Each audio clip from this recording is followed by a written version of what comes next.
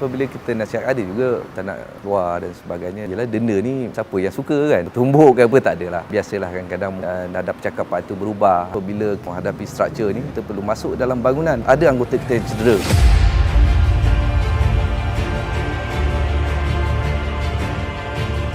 Nama saya Syobiri Abdul Kadir. Saya bertugas sebagai Ketua Zon 2 lah, JBPM Negeri Kedah di Kota Kuala Muda ni lah. Satu daerah yang pesat membangun lah, khususnya di Bandar Sungai Petani ni. Bangunan-bangunan yang didirikan, perumahan, kepadatan penduduk makin bertambah. Antara insiden yang banyak kita hadiri adalah kebakaran struktur lah, gudang, kilang, perumahan dan sebagainya. Cabaran lebih kepada operasi pemadaman. Kita berhadapan dengan kebakaran struktur ni, kadang-kadang kita kena taktikal, kita perlu masuk ke bangunan. Kita panggil pemadaman secara ofensif. Saya ingat tak sampai lagi dalam sebulan, satu kebakaran gudang lah. Kita maklumlah asap hitam apabila naik ke atas dah boleh dilihat daripada sejauh 5 km. Dia menarik perhatian masyarakat lah, jadi viral. Cabaran kita di sini bukan saja kita memadam, tetapi kita memadam dengan cepat. Kerana kadang-kadang masyarakat panik. Dan bagaimana kita untuk mempercepatkan proses pemadaman ini secepat yang boleh. Dan ada anggota kita yang cedera dalam membuat pemadaman. Apabila kita menghadapi struktur ini, ada masa kita perlu masuk dalam bangunan. Terbaru ini cederaan tu ada akibat daripada bahangan. Apabila kita bercakap dengan kebakaran gudang contohnya yang luas, berdekatan dengan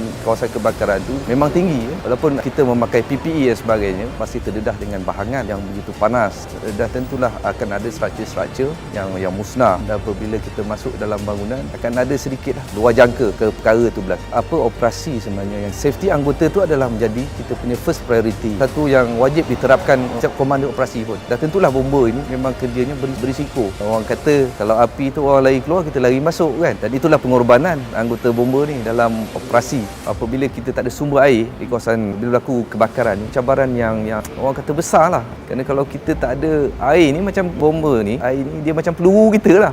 Perang macam tak ada peluru kalau tak ada air. Namun begitu, jentera kita ialah ada kapasiti air juga. Dan juga biasanya kita akan bergerak dengan water tanker. Apabila saya bertindak sebagai komander, saya suka berhubung dengan pihak berkuasa air ni. Contohnya terbaru ni kebakaran gudang, kita minta bantuan dia orang supaya mungkin menutup sekejap beberapa aliran air di cabang-cabang yang tidak terlibat dengan kebakaran itu untuk meningkatkan kuantiti air di tempat pemadaman tu. Antara juga salah satu taktikal lah yang kita buat proses pemadaman. Menyerulah masyarakat ni jangan parking di hadapan bilik bomba. Menyebabkan kalau kita jentera kita tak boleh lalu, kita ni pasukan emergency dan memang kita perlu hadir segera lokasi. Kalau kita lambat lagi banyak kemusnahan harta benda tu, dan yang lebih teruk mungkin ada ancaman kepada nyawa. Dan juga pilih bomba tu, kadang-kadang kalau ada yang tanam bunga tu, jangan tanam bunga lah. Dia menyembunyikan tu, bila berlaku kemasan tu, kita nak cari pun nanti tak jumpa, jadi masalah pada kita lah. Kita boleh compound apabila kita melihat dia sudah menghalang pilih bomba. Dan memang kita diikutkan tahun lepas kita ada buat 18 compound tahun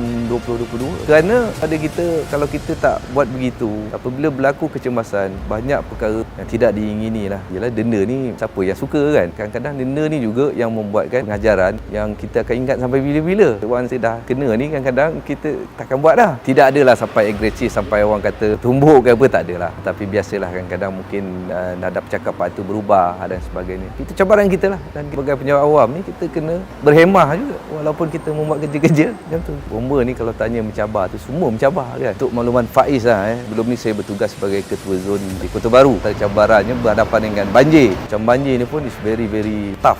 Pantai Timur ni, kerana banjir ni kadang-kadang mengambil masa yang lama dan melibatkan proses pemindahan yang ramai. Dan tentulah macam-macam cabaran. Mangsa yang ingin berpindah di waktu malam dan sebagainya. Apabila kita nasihat, ada juga tak nak keluar dan sebagainya, walaupun kita dah nasihatkan. Dan kita apabila kita dah bagi tahu dia supaya berpindah, dan apabila dia ingin berpindah, kita kadang-kadang kita masih akan memantau hari-hari, pagi, tengah hari, petang, kita akan memantau trend hujan, trend sungai, lepas sungai dan sebagainya. So kita akan tahu bila masa akan naik dan sebagainya untuk kita membuat penyelamatan. Nah, itulah cabaran kita.